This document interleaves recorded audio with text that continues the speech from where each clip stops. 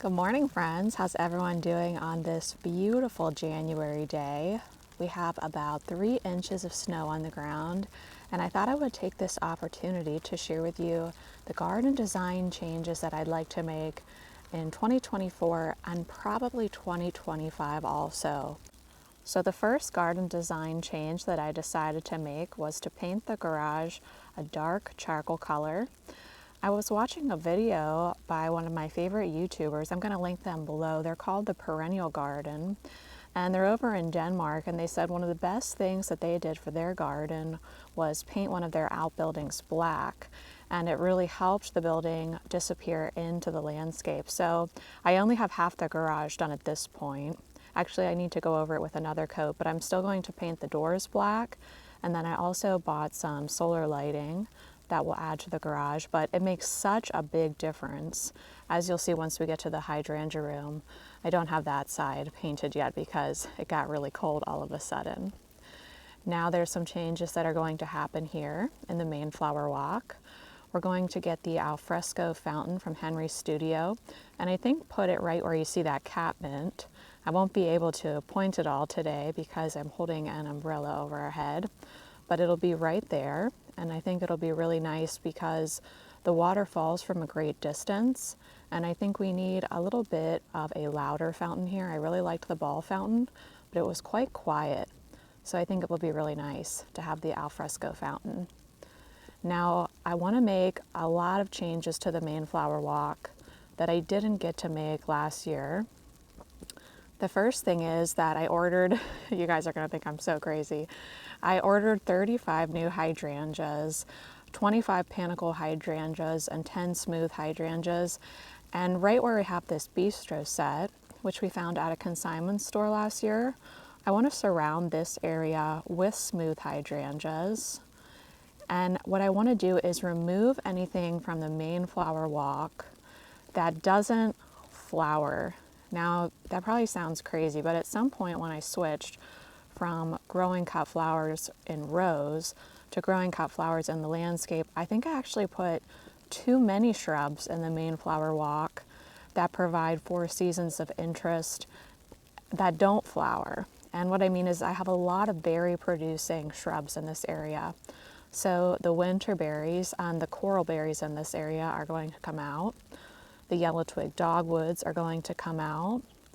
And I think that will give us the opportunity to put in a lot more flowering shrubs and flowers. I'll put a picture on the screen of what this area of the garden looks like in late May. And that's my favorite time in this garden. There goes Grace, she loves the snow. But I want to try to repeat that look every single month. Here's something interesting. Do you see this evergreen tree here? This is a golden hinoki cypress that was planted 7 years ago. And over here, we have the golden Japanese cedar. Hey, Grace. And that is the same age as Grace. In fact, I think I might have some footage of Grace when she was a puppy.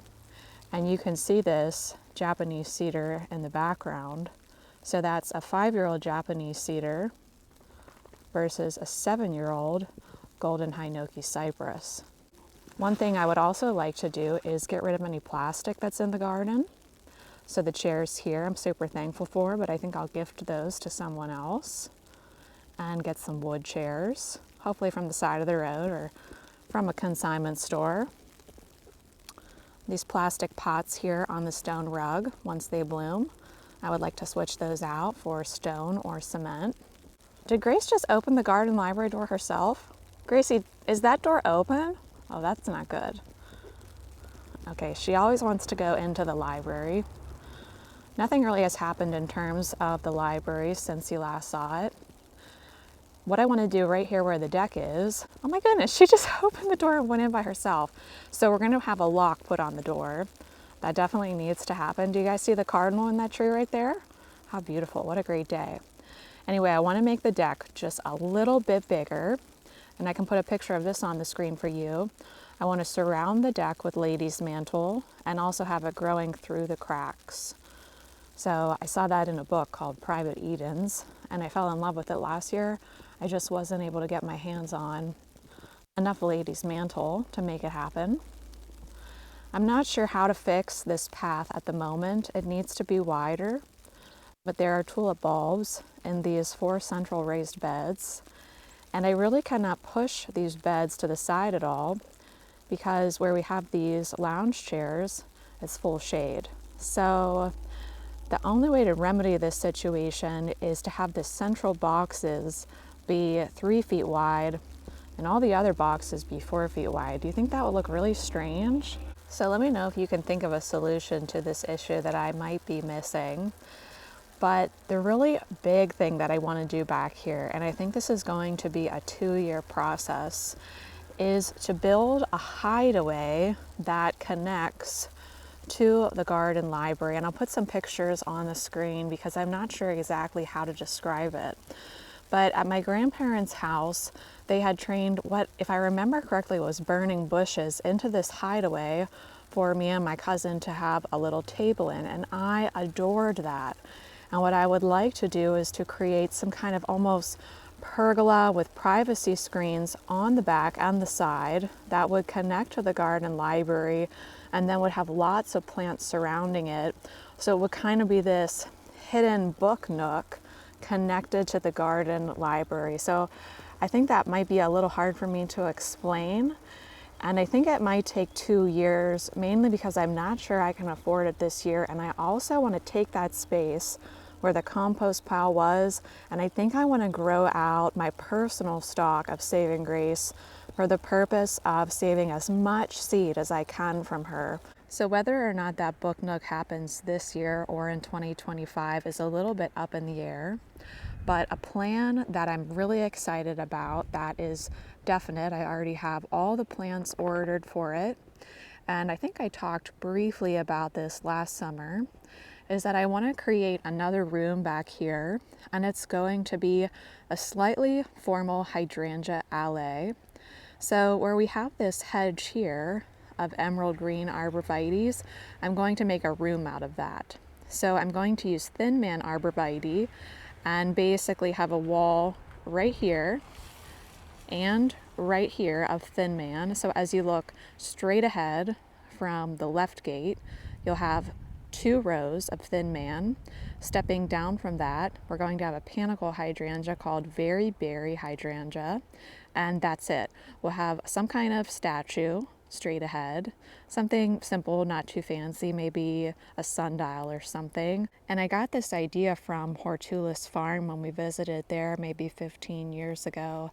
They had a pine and dogwood alley which was underplanted with, I believe, tardiva hydrangeas, and I just fell in love with it. So I want to create this walled room right here. That's definitely happening. And also by creating a walled off room here, it will prevent people eventually from seeing the library as they walk by the property. So I am really, really excited to get started on that. And we're going to do that all no dig style. So let's head over to the hydrangea room now. I'm not sure what Grace is getting around to. Grace, what you doing, honey? What's in there? So I'm pretty happy with how the hydrangea room is shaping up, and I love how it looks with the addition of the garden library. I finally have all my bulb successions in this garden, so we'll have non-stop bulbs to enjoy. I have all the shrubs that I want in this garden. We do need to finish painting the garage back here. You can see the difference between the white paint and the dark charcoal. But what I want to focus on this year is I've been saving up my money for a lot of hellebores. I want to bring in a lot of hellebores and use them as ground cover in this garden. And I think once I have that done, this garden is basically going to completely take care of itself. And I think that's my goal for every single garden, with the exception of the main flower walk and the raised beds, is that all these other garden rooms really start to come into their own and take care of themselves. I just need to maintain them rather than make lots of changes. Uh-oh, Grace. Oh dear. What's happening? Cut. Okay, I think we're good now. I think Grace had one too many treats last night. We were all eating our feelings after watching the Steelers and the Eagles lose. But that's the main plan for the hydrangea room. Just add lots more hellebores and see how these bulb successions play out, because we've never had daffodils in this area, and I did all white tulips in this garden. I think Grace is feeling better now. One other thing we may do is go ahead and stain the raised beds and the chairs to match the garden library. Please let me know what you think about that. I was going to do that the other day, and then I thought maybe it's nice to have the contrast.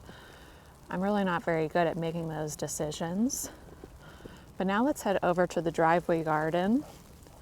I'm going to take all the shrubs, the berry producing shrubs that are in the main flower walk, and I'm going to put them in the driveway garden. So I believe I did a lot of moving in this garden, and I don't think I filmed it.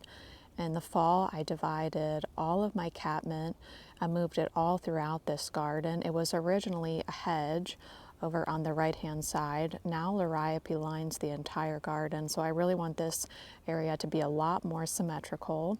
This is where all of our berry producing shrubs are going to go. We'll move the coral berries over here.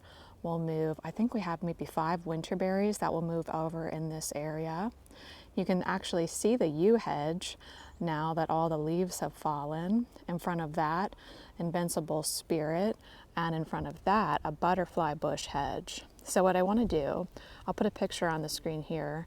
I had that roll out bamboo walkway here for probably 3 years, and I love it. It's so wonderful.